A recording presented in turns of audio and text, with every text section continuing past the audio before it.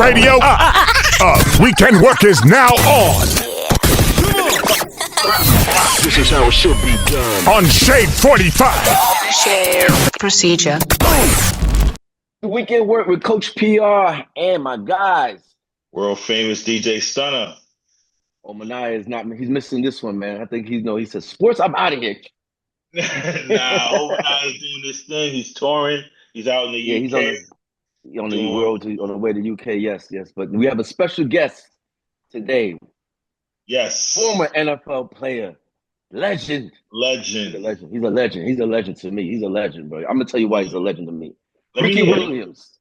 You ain't hear why, man? Listen, bro. There's nobody that did interviews like this guy, bro. When he had his helmet on, I was like, nah, that's it right there. It reminded me of Ghostface Killer, right? When Ghostface used to have his shit on, like, that was it, man. Ricky Williams, man. Thank you. Pleasure for pulling up, bro. I appreciate you guys having me. Oh, man. Thank you, man. Thank you. Did you think that, when you was wearing that helmet that, people still talk about that during your interviews, bro? I wasn't thinking about the future. I was just thinking about how I was feeling in the moment. And I was feeling like these dudes, they didn't know me. They weren't trying to know me. They didn't really respect me. So why am I going to do things for them? I was trying to make a statement. I'm just the kind of person that, as people can see through my life stories, I don't really like to be told what to do, especially if you haven't explained to me like why I'm doing it. Someone just says, take your helmet off. And then I literally said to him, I said, why? I said, so we can see your eyes. I said, the questions you ask me, it don't even seem like you really care about who I am. You're just trying to tell a story and make me fit into the story. So I'm saying I'm not going to be complicit in that. I see that. And I think there were other players after that did that after a while, right? Did Marshawn Lynch do that at one point? Marshawn Lynch did the thing where he's like, I'm not going to talk to you. Right, he's like, I'm only here so I don't get fined. Exactly. That was his thing. That was his thing. Exactly. That was his thing. Yeah. So now that we have you here, man, everybody knows that you're a Heisman winner. We're doing what you do. You're a big advocate for cannabis and things like that, and obviously a great running back. When you were one of the questions I have to ask you, because we had Warren Sapp just before Stunning guys came. I had Warren Sapp and other players, and Warren admitted that he was smoking. I even smoked with Warren before a game. When you got the Heisman, were you smoking at that point? I had just started. That's one of the reasons why I named my cannabis brand Heisman, because I came back from my senior year only to win the Heisman. So I could have been a first 3 pick in the NFL draft after my junior season, but I said, I came to college to win a Heisman Trophy, and I came back as the front runner. So I was like, I'm all in. It was a couple of weeks into the season, and I found out my girl was sleeping with the quarterback, and I had 2 really bad games. So I kind of was like, wow, why did I come back for this shit? Right. And my roommate was like, like, you need to chill. And he slid. He was a smoker, and he slid over his bong. And I took a couple of hits, and I remember going upstairs to my loft. And I was laying on the bed and just thinking about stuff. And it was the first time since the season started that I actually had peace of mind. And in that peace of mind, I started thinking about how I was going to get things right. And the next 2 games, I had back-to-back 300-yard rushing games. And I was back in the Heisman race, ended up winning the Heisman Trophy. And so I really feel, in my experience, that I would not have won the Heisman Trophy if I didn't find cannabis, because I wouldn't have been able to get my head right. No, I think that's wrong. I think that's wrong, sir. I think you have to give it up to your ex-girlfriend for sleeping with your girlfriend. It might have been that too. We got to thank her for that. Well, it's the whole story, because if that wouldn't happen, I wouldn't have been driven to hit the bong, and we would not be having this conversation right now. So yes, right. Exactly. That's why I said that. The other part of it is they're still married. Oh wow! So, yes. Wow. Are they? Yes. Wow. Okay. See, thank you. Turn your radio up. Weekend Work is now on. This is how it should be done. On Shade 45. Shade procedure. We touched on the cannabis a bit, and you're known to be a cannabis advocate. So throughout your career, you had a few injuries, and you said that cannabis, you probably wouldn't be able to get through some of those injuries if it wasn't for cannabis. Can you explain from your point of view some of the benefits and how cannabis had helped you throughout your career? Yeah, of course. So it's the injuries, and people are talking about the health effects of cannabis, but from my experience, the injury part is kind of built into being a football player. So in order to Hmm. get to that level, I already kind of figured out how to do the injuries. So Right. I'll get back to that. But to me, as an advocate, to me, the greatest strength of cannabis is it helps you get your mind right.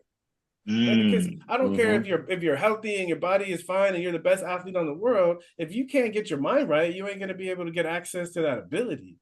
That's So it.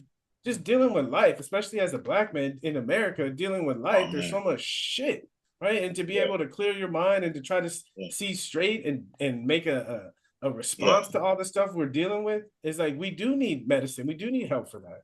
Yeah, and you touched on something big, just being a black man in general in America.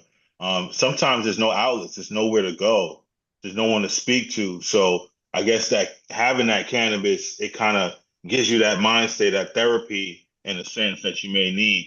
Um, Oh, you said it. I that's what I said when I got in trouble. I said it's self therapy because right Mm-hmm. and when you listen to, and I grew up listening to Bob Marley, huge Bob Marley fan, and you listen to his music exactly, and listen to the music of his children, right? You right, you get you get hints, you get clues about how to use this plant, right? right. Is one song, he says I go in and I have a conversation with myself. Right. Hmm. And I remember right before I retired, I went down to 9 Mile. I went down to Jamaica where Bob was born. Yep. And I was talking to his mom, and his mom said, "Yeah, Bob used to go up to that rock, and he would lay down, and he would smoke and read the Bible." And at that point, I was Mm-hmm. like, "You can smoke and read the Bible?" Right. I mean, it is right, right? That's God, that's cool. God's work right there. Yeah, Exactly. exactly. So to me, it's have a conversation with myself, but also I find smoking facilitates my ability to have a conversation with God, right? Right. Because it's like Mm-hmm. when your mind is all filled with all this crap, right, Yeah. and God is trying to talk to you, you can't hear it. But when you Yeah. can clear your mind, those messages they come through. They become Gotcha. clearer, and you Yes, wipe out all the BS that's going on, all the other bullshit, everything, and you can actually focus. And they do. It's funny that you're saying that because I had a strain one time. I was in Tulsa, and it was like a focus. I forget the type of strain it was, but it made Mhm. me focus on exactly what I had to do. I mean, my eyes was just like bang. It was a weird feeling, but I was focused on what I had to do out there. It Right. was just like, and you have different strains for different reasons, whatever. And yeah, I think just like you did, you said, Rick, me going and listening to Bob, it takes you to the next level. Because when you're younger, you're just smoking to get high, right? But when at a certain time in your life now, I smoke to relax, Bring it down. to Yeah. bring it down. Even my wife, she said, go smoke. Because then I have to exactly. deal with, I'm not arguing, I'm not worrying about stressing, whatever. So, go ahead, Right. smoke. So Right. I So get it, I understand. yeah, And so I'm sure a lot of people do. yeah, a big part of my advocacy is when I retired at 27, I started traveling around the world, and for some reason I didn't understand, but I just got really interested in like spiritual stuff. So I was traveling around the world, and I grew up very Christian.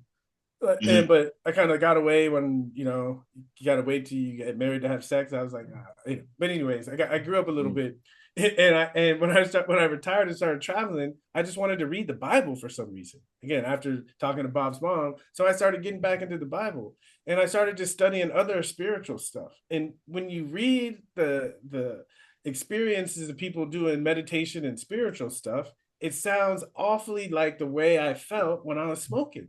And Mhm. we were taught that this is bad, bad, bad. But if you go further in history, you'll see people from the very beginning have used cannabis in order to connect to the spirit, their spirit The guides, spirit to side. God, Hmm. whatever Right. you want to call it. That's the origin of it, right? That's the Right. first value, at least in the recorded history. That's the first value that people found in this plant. But as we evolve to this day, we've forgotten, and so I feel like a big part of my advocacy is to remind people Hmm. and to Right. let them know again that you can smoke and read the Bible or do your homework or do anything that really that feeds you. That I think smoking, it clears your mind and allows you to get greater access to whatever you're doing. Right. But yeah, it's not for everybody. It's not for everybody. Not everybody chemically imbalanced to deal with marijuana and doing homework or doing whatever work. Because you have some people that just like. So again, not everyone. I have to agree with that, but I will say it requires retraining, because one of the things Yes, that we're all yes, yes, dealing with whenever we pick up cannabis is all of the things that we've heard, what our mama thinks, what our girl thinks. We have to filter through all of that stuff, and I think that's the yes. most important reason for my advocacy, is to be a voice that's saying, with an open mind, approach this with the question of how can this improve the quality of my life? And if you Right. approach it with that question, it'll become obvious that it can't, or it will start to become obvious in the ways that it can. Turn your radio up.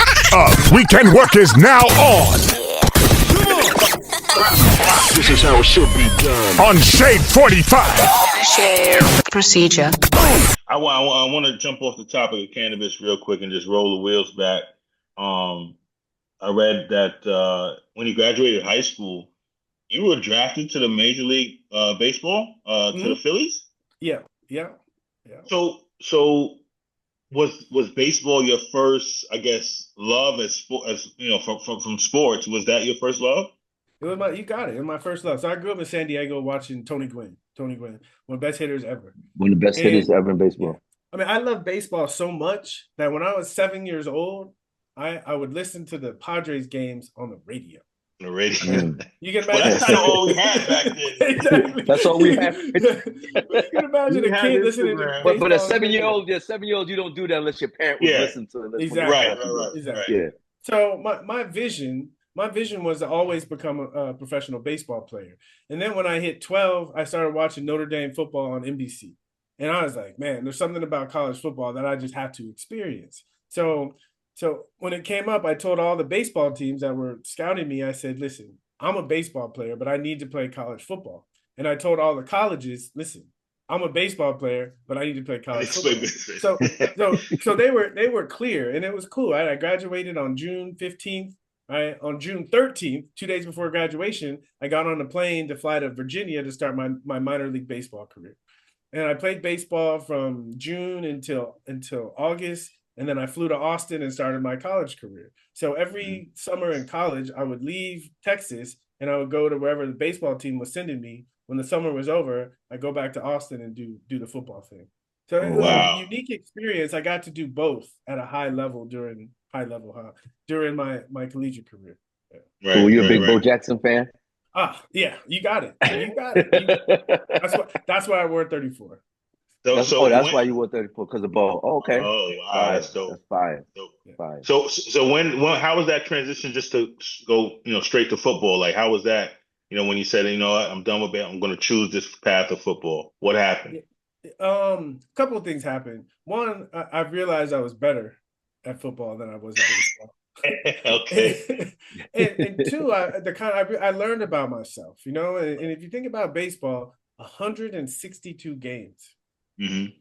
Yeah. 162. That's brutal. That's one season. Mm-hmm. Yeah. The whole summer. The boys of the summer. That's a lot. I realized that I'm not a kind of person that can do the same thing every day. I realized that. So, and I played with Jimmy Rollins in the minor leagues. Really good shortstop. And Jimmy would get up every morning, like Little League, and couldn't wait to go to the park. And I realized when I was with Jimmy, I was like, I'm not a baseball player. Football, you play 1 week, you got the whole week to think about what you did wrong to get better so you can do it the next week. And it's only 16, 17 games. So football for my athletic career was more my speed. Right. And you also had a brief stint in the CFL as well, right? Yeah, I played a year in Toronto. That was short. Yeah, how was that in comparison to the NFL? Was that like you had to adjust, or how was that experience? It's a different game, and it was an adjustment that I needed to make. So if you split my career in before Canada and after Canada, before Canada I was an everyday back. And in the NFL at that time, that meant 25 to 30 carries a game, 4 yards in a cloud of dust. All right. And the NFL game kind of started to shift more towards a passing game and more towards teams having 2 running backs. So in Canada, they only have 3 downs to get 10 yards. So 3 yards in a cloud of dust equals a punt, So yeah. So I had to expand my game a little bit.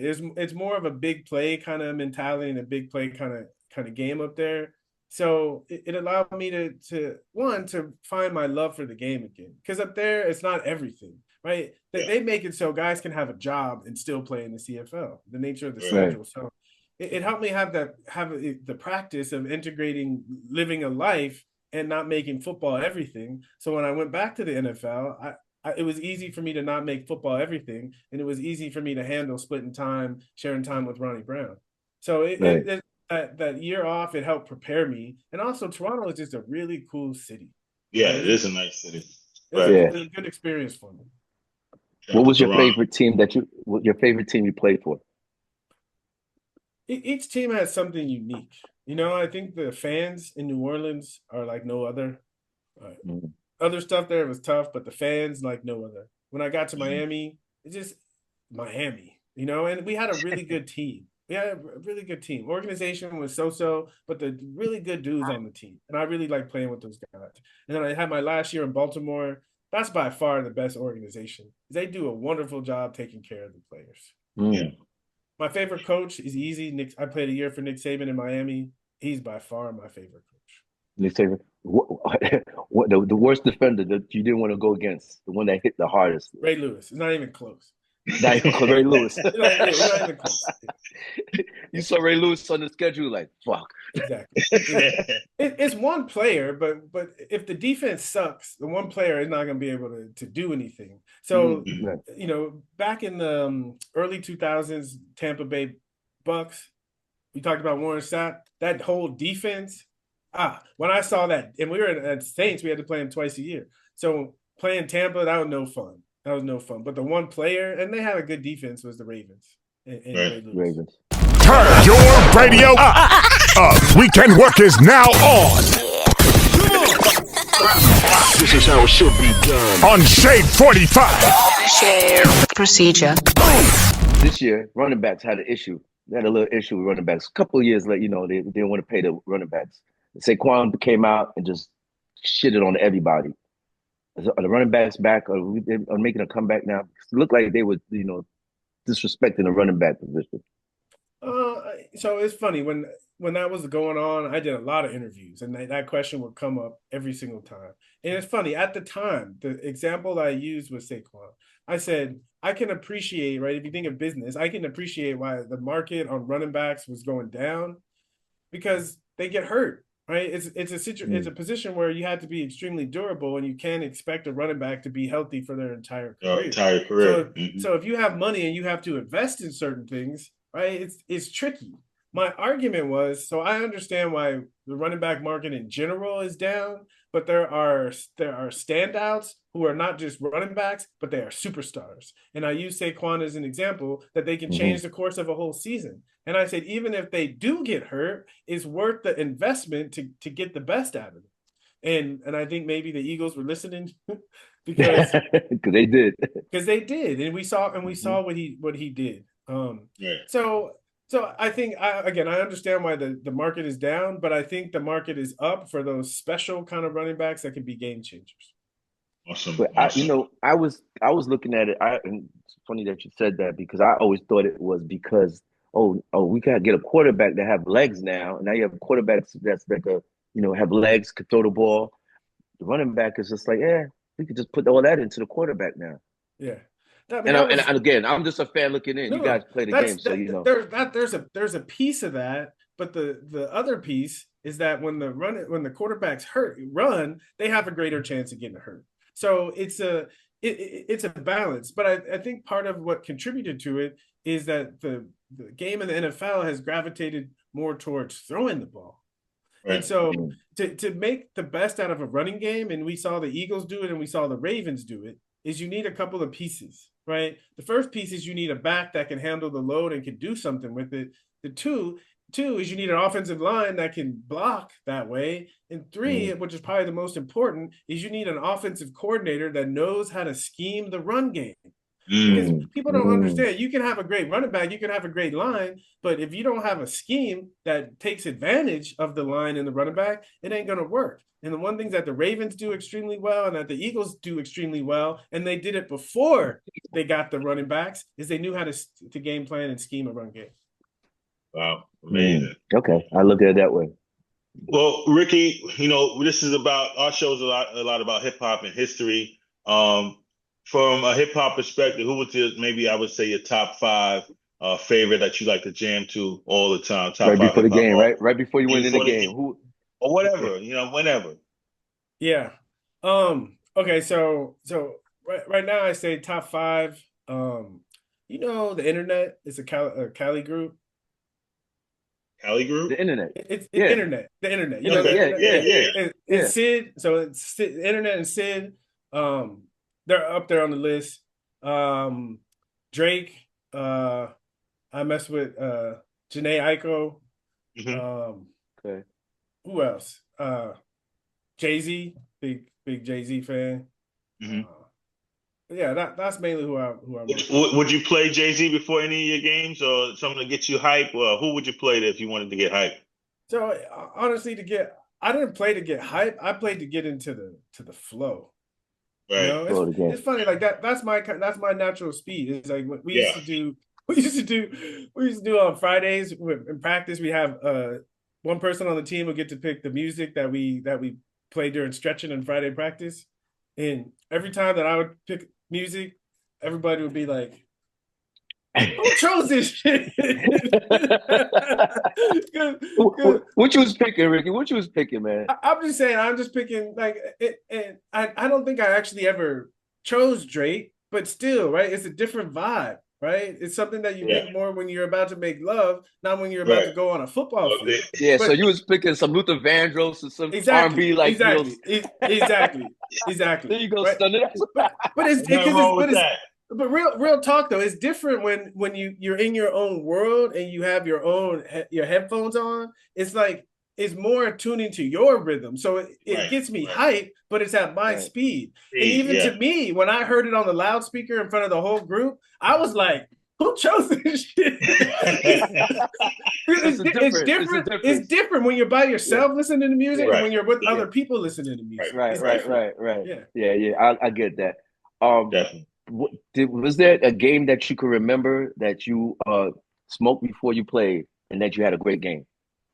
So I wasn't a smoke before I played person. And here's the main reason, okay? Because most of the time when I was in the NFL, I was being drug tested a lot. Yeah. So, do you think definitely, especially you. At one point, or like, do you think they were selecting you for drug testing more than they were doing other players? Well, the system was you get drug tested once a year. There's a cool story, okay? You get drug tested once a year in the NFL. And when I was in New Orleans, that once a year test was always the first 2 weeks of training camp, always. And then I got traded to Miami, and nobody gave me the memo that they test in the off season. So I came to work one day, and the piss dude was sitting there, and he's like, "Your name is on the list." And I was like, "Damn." And so once you fail that first drug test, they put you in the system. They don't punish you after the first test, but they do put you in the system. And once you get in the system, the drug test is 9 times a month. Wow. Yeah. God. But it's no longer, they're not doing that anymore though, right? Well, they don't suspend anybody anymore. And they make it to where you have to really show them that you have an issue. Back then, it was just like if you failed the test, then we assume that you have an issue, that you have a substance abuse issue, and we start to treat you that way. Right. But is it a substance abuse, or can I just actually have medical marijuana that helps me cope with whatever? They don't allow it. They don't allow that. It's a substance abuse. But the NFL is the players are finally starting to push back and to expand the conversation. But it's always been, if you pop a test, it's a substance of, because even cannabis is in the substance of abuse policy. Right. Wow, that's crazy. Yeah. How do you feel about the kids these days with the NIL deal? I can see a couple sides of it. I think it's the beginning of it, so it's the wild, wild west, and young kids with a lot of money who spend a lot of time not learning about money, right? They become targets. So, but I will say, if they're going to go on to the next level, it's good to have that experience and that practice earlier while you still have a support system in the collegiate environment. So I think it's a great opportunity to allow athletes to get access to money earlier so that they can learn how to utilize it. They can learn how it works. I think sorry, go ahead. Yeah, I think that's the most positive side of it. I just wish there was a little bit more oversight, and to me, and this is the traditional part of me, is the whole point of collegiate sports at the very beginning and letting African Americans go to these schools is that it gave them access to a better opportunity for education. And I think sometimes because it's now turned into the minor league system, it's not really about education. So to me, I'm saying just have a minor league collegiate system. I mean, a minor league system for football. Don't hide it under collegiate sports if we're really not focused on helping educating these athletes.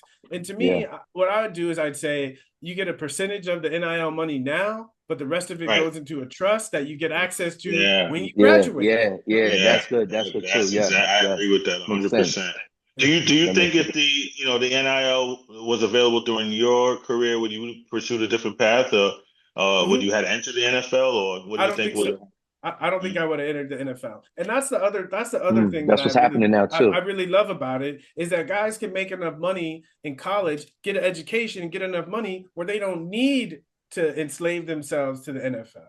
Right? Yeah. Some people, that's their path, but other people it's not. They just feel like, what other opportunity am I going to be able to make to make this kind of money? And I think guys now are making money, learning how to use it, utilizing the connections they make in college, where they have brighter futures. Because the NFL is great, but the damage it does to your mind, your soul, and your body, right? Mm-hmm. Some guys it's worth the money because they can recover. Some guys, I'm not sure it is. Yeah. I heard a lot of struggles about. Go ahead, P. I was like, why are you not coaching, or why are you helping younger players come in and giving the knowledge to you? Because you sound like because you've been through it, especially with the league.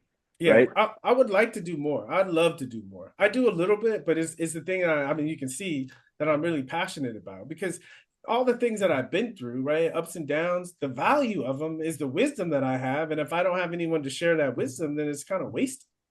Yeah. That's why I asked you that. Yeah. And you ventured into doing podcasts, or I've seen you on a couple of podcasts now. You have your own, right? If I'm not mistaken. I have my own. I don't do a whole bunch anymore with it. There was a time where I was really active, but that's something I think about all the time. I mean, I'm at a place where I feel like I have something to say, and so I'm looking for more opportunities to get the word out. Right. What do you think is the most, I guess, rewarding part about sharing your experiences with others on a podcast or any platform like this? What do you think it's opening people's minds, right? It's like, because podcasts are educational. It don't even matter. Anytime you're hearing someone talk, anytime you're taking in information, it's an opportunity to take in information that you didn't have before. So, and I know I have a very unique perspective, and I've done a lot of different things. So I know in any conversation, I'm going to say something that someone's going to be like, I never thought about it like that. Right. Amazing. That's true. That's how I feel when talking to you. That's why I said what I said. You need to spread that knowledge, bro. You need to spread it. So I got one more question. As far as your preference or choice or strain of cannabis, what's like your best or your favorite? Yeah. So if I had to pick one, I go to an old school strain called Blue Dream. That's my favorite. That's mine. When you hit Blue Dream, it's like I'm telling you, hit Blue Dream, you feel like doing something. Yeah. No, that's crazy. I wanted to go say Blue Dream. That's my favorite old school strain. Love Blue Dream. Yeah. That's crazy, man. Awesome, man. Before we let you go, I have two questions. One of your favorite teammates. Ronnie Brown. That's easy. Ronnie Brown. Because there's teammates. That's a Miami running back. Miami. Yeah. Because in teammates, right? It's like we start the day with the team meeting. The whole team is in there. Head coach talks, and then the offense stays in the room. Defense goes to another room, and then so it's just the offense. And then the offense, then we break out into our position rooms. And we spend most of the time in those position groups. So it's either going to be the people you like the most on the team or the people you don't like the most on the team in your own position group. And Ronnie and I, we literally split time 50-50. We trained together, we worked out together. So we just created a really special bond where this friendly competition where we made each other better. And that was precious to me. Yeah, he was a beast too. He was a beast. Before you go, you gotta go out on a song. What you want to hear before we let you go? So it's it's a song that Janae Aiko did with Kendrick Lamar. And it's one of those songs where it's two songs in one. Like the beat changes. Yes, the whole song changes. And the Right. second half of the song, What a Life, the second half of the song, that's it. I know that I that's got very, you. I'll find it. yes, I'll it's find very it specific. and I'll play it. Yes. Wait. But speaking of Kendrick Lamar, what's your take on the Super Bowl halftime performance? Or do you have a take at all on it? I do. Again, I'm from Southern California, and I'm also a Gemini. So the idea of someone who has something to say and has a skill and a gift at saying it, right, and to be given that kind of platform to speak truth like that, I'd love to. Amazing. You loved Awesome. it, right? It was a great Heard it performance. first right here. Yeah. Weekend work. The record was Stay Ready. What a Yes. Life. Stay ready, yes. Yeah. Yes. All right, Stoney got that. I got that in the bag. I appreciate it. Man, we No. appreciate you, man. Thank you very much. Man, And Ricky you can catch Williams. the name of the strain is Highsmith or Heisman? It's Heisman. High with Yes. H-I-G-H. You got it. H-I-G. Heisman. Yes, Exactly. yes. And That's speaking dope. of that, how can people, get in tune, get some of that stuff? Like, can you share how they can pick that Yeah, up? when they can copy that? Yeah, so we call ourselves a national cannabis brand, and we're in New Jersey. We're about to launch in New York. We're in Mass. We're in Florida. We're about to be everywhere on the East Coast, especially. But you can look dope. up That's where we at. Heisman.com. Yeah, It's in Jersey? it's in Jersey. Yeah. Oh, I'm gonna get that today. Yeah. I hope Perfect. Rise better have it, man. Somebody who who has it in Jersey? I'm pretty sure Rise has it. Pretty sure. Oh yeah, I'm gonna go get some. I'll get some of that. Thank There you, you man. go. Appreciate that, man. Ricky Williams, the legend, running back. In the building. Weekend work. We out. Building, man. Appreciate you, man. Weekend work, Coach PR, Stunner, DJ Omanaya. Tim, where you at? This was a dope one. Thank you very much, man. Appreciate Thank you. you. Turn your radio up. Weekend work is now on. This is how it should be done. On Shade 45. Shade procedure.